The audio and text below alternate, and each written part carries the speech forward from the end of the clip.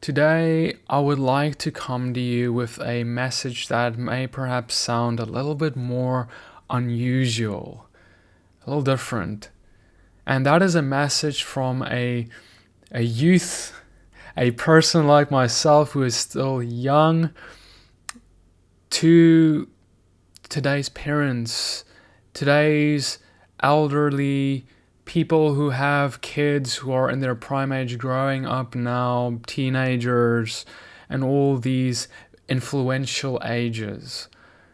I want to warn parents about something that I'm observing because, see, I'm speaking today from the perspective of a child who grew up in the 21st century as a millennial, and I see how my peers are falling away from the gospel, and I can see why. And there's a lot of parents that aren't seeing it. And I think there's many reasons, and there's way too many to go into in one video, but there's one reason I want to zoom in on. And I'm going to ask you before I go into this that you would be so gracious as you listen and allow me to convict your heart if this is something that is applicable to you. Because what I'm about to say is not all parents are guilty of this, far from it. But I will say that many believing Christian parents are struggling with it. And that is simply that when we look at our children and what they are being taught and how we are educating them and teaching them about the Lord, what I so often observe are parents who are very passionate about God. They go to all the conferences. They even bring their kids along. They try and do all the commandments and do all the stuff, right? Go through all the motions, go to church every Sunday. And that's all very well and good. But then at the same time, what I see is a greater passion that the parents have for other things that are often associated these days with Christianity. And things that aren't necessarily bad, but things that are given so much focus that you would say that they are part of the faith even if they technically aren't. You see, we have parents today who, with their kids and everywhere they go, would talk about other fringe topics more than about teaching their children about God and His Word and nourishing them with His Word. We would talk more about the book of Enoch and the mysteries and the mystery religions and the things contained therein and figuring this out. Or we would talk about the Nephilim and where the Nephilim came from and how the Nephilim work in this world and how Satan works and all this stuff. And we would think about, essential oils. And we would think about how to live an extremely healthy life and have a good, healthy lifestyle. And before you get frustrated at me, I am not saying all of the above is bad to ever talk about. Of course it's good to desire to have a healthy lifestyle and to even teach your kid to desire the same. Nothing wrong with that. However, what I do see is that these things become what we talk about more. These things are naturally sometimes for our flesh more indulging to investigate, speak about, and go on about. And that's all fine and dandy, except that when it starts happening at the cost of teaching and nourishing your kids with the gospel, the word, the plain, simple truth of Christ and Him crucified, the fullness of what that means, teaching them who God is, how He works, teaching them the simplicity and the purity of the word and all of this.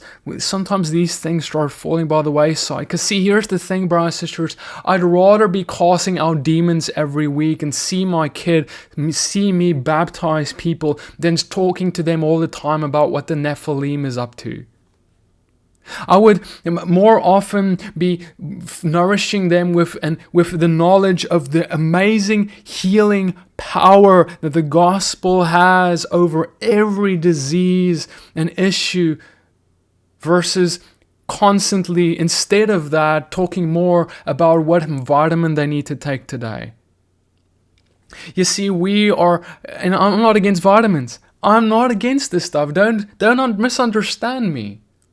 But what I am saying is that, where is your focus? Do you jump to and run to an essential oil and you run to the knowledge of the essential oils? Or are you running to the knowledge of the word and nourishing and feeding them with that, letting them experience it, not just teaching either, but letting them experience the power of God in and through your life and the life of your husband, observing it. You see, one of the things that I'm most thankful for with my mom was that she, in her daily life, I remember when I was still living as a teenager under my parents' roof years and years ago, I remember how she would now and then just find someone. Like she would just be driving taking a kid to school, and suddenly she would be coming home with another man who she found along the street who is in need of help. And she would take in the man and house him in the house, take care of him, allow him to use the shower, help him sometimes even find a job, help him get back on his feet, love him, give him what he needs, whether it's financial needs in that moment or giving spiritual, good, sound, biblical advice to help him get back on his feet, help him sort out his life issues. This is stuff my mom was doing without anyone's permission, without anyone asking her. She did it because she loved out of her compassion that flowed. And that was helpful towards the person she was helping on that particular day. But it was even more a greater example even to our household. My brother and my sister and me, we witnessed the love of Yeshua in our own household. We didn't just have a mom who talked about the Nephilim and aliens and what this and that is going to do and what and that is going to, we have to watch out for this and that. I saw a mother who took in the poor into her house. And then sometime later I would even baptize the guy that she would take into the house as he comes to the Lord. I would be able to start partaking alongside her in the kind of things that she was doing. Because that's how I grew up. That's what you do. That's what it means to be a believer. You see, now, here's the problem is many times we have parents who aren't exemplifying this for their kids. They're talking about all the other stuff instead, which aren't necessarily bad stuff, but they're talking about all the other stuff instead. And these stuff are non-deal breaker issues, things that it's not the end of the world if people don't believe the same as you. But then if the kids don't agree with the parents about these things that the parent is so incredibly passionate about, now the kid starts associating all the stuff the parent is always talking about with God, because all these other things is what the parent is only ever talking about. So this is their life. And now it gets connected to Yeshua and connected to God. And now when the kid rebels against all this stuff that they're not really particularly as interested in as their parents were, things that aren't deal breakers, now Yeshua is walked away from alongside the other non-essential things that the parent was so overly excited about. And see, so brothers and sisters, here, this is the crossroad. This is the place where it gets a little scary, because now we wonder, why is our kid in witchcraft? Why is our kid walking away from God? Why don't they want anything to do with God? And sometimes it's not always the parents' fault, but sometimes it is. Sometimes it is because we always talked about the dangers of the witchcraft and watch out for this and watch out for that, but we never walked our lives out as being warriors who wreck the kingdom of darkness, as not being afraid of witchcraft, but understanding we were serving a king who is so much greater and who has put his power and spirit in us so we can cast the demons out, so we can be ministers of freedom. You see the difference of between, yes, watch out for this, watch out for that. I'm not saying there's no value. My parents taught me the dangers of witchcraft. Don't get me wrong. But what my parents were my mom especially, was even more focused on was how being that example of the light. Because when you're walking out the light, the darkness flees by nature, and you don't need to really worry about me going into darkness if you've taught me how to walk in light. But if you only ever teach me how to not walk into the darkness, don't go and push the button, just don't go there, just don't go and touch the cookie jar, just don't go there.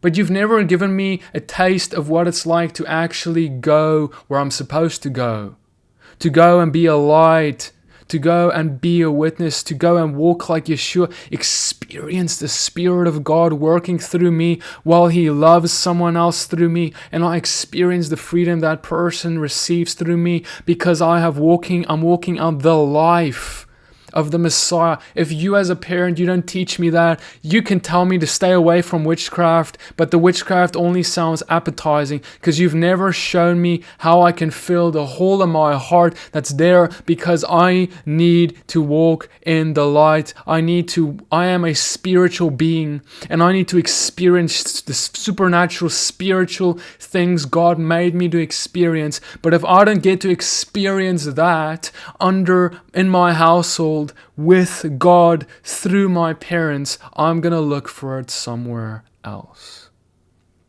I'm going to go look for it in whatever else is out there. And there's a lot of things the world has out there that's really appetizing.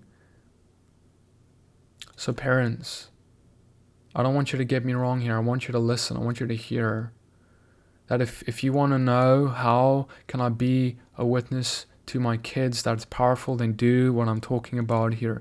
Stop pushing all your things that aren't the end of the world.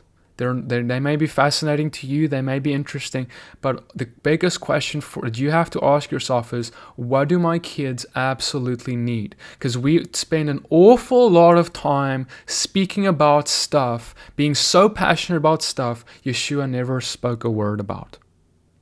If what you're going on about is something that you don't really find Yeshua speaking about, that's a good hint that you need to watch out where you're heading with it. Because if you're not speaking about the things Yeshua spoke about as much as Yeshua spoke about them in His life, you are distracted. You are distracted. And you will distract your kids with your distraction. And then I don't want you to come to me and ask, why are my kids walking away from God, if that's what you were feeding them? Don't be surprised, because I see it happen and it breaks my heart. I want our youth to be on fire for the Lord. But parents, I need your help. I need you to teach your kids why they would want to be on fire. And you're going to need to do that by not just telling them, but being the example yourself. Then we can see a Joshua generation arise. We can see a generation of kids and people who grow up to be powerful warriors, turning this world upside down, just like what happened in the first century. But parents, I need your help. So please, share this with another parent. Share this with your kids. Repent towards your kids if you feel this has convicted you, because I know that they would appreciate that. And let them understand who Yeshua is and what He really taught. May God bless you and keep you. May He shine His face upon you. May He lift up His countenance upon you. Give you shalom and blessing to you, your household, your kids. Shalom.